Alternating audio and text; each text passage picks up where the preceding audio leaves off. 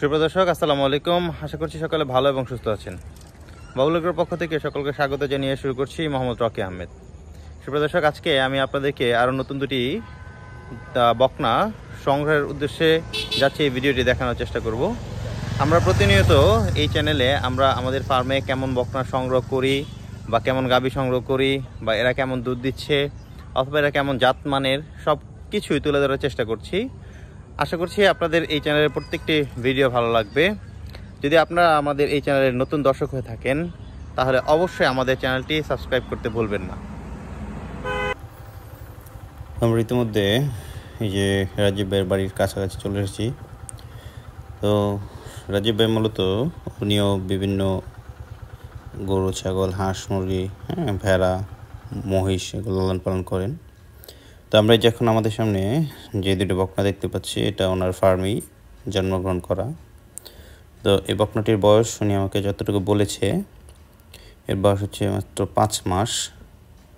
ওর মায়ের রেকর্ড ভালো ছিল আলহামদুলিল্লাহ। ওর মায়ের রেকর্ড ছিল প্রায় 25-26 এরকম উনি যতটুকু আমাকে বলেছে। এবং আমি যতটুকু দেখে বুঝলাম যে বকনাটিও মাশাআল্লাহ পার্সেন্টেজের দিক দিয়ে মোস্ট প্রবাবলি 75% পেয়েছে। তো অনেকে এগুলোকে 100 বলে, বাট আমার মনে হচ্ছে এটা 75 অথবা 82.5। এর বাবা ছিল হলস্টেইন ফ্রিজিয়ান, মা হলস্টেইন ফ্রিজিয়ান। তো এখন এই বকনাটি দেখতে পাচ্ছি এটা মূলত বয়স তার চেয়ে কম, মাত্র 3.5 মাস 4 মাসের মতো। এটা উনি আমাকে যতটুকু বললো জার্সি একটি ব্ল্যাক জার্সি একটি গাভীর পেট থেকে জন্মগ্রহণ করা। এবং ওর মায়ের রেকর্ড খুব বেশি ছিল না, 14-15 লিটার রেকর্ড ছিল। এবং ওর বাবা ছিল হলস্টেইন ফ্রিজিয়ান।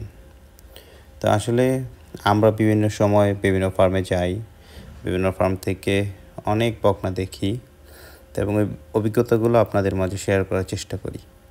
তো যেটা দেখবো ওটা যে কিনে ফেলবে এরকম না, আমরা যাচাই বাছাই করে তারপর ক্রয় করি। তো আপনারাও যখন বকনা ক্রয় করবেন বা বকনা লালন পালন করবেন অবশ্যই এদের জাতমান গুণগত দিক বিবেচনা করে লালন পালন করবেন।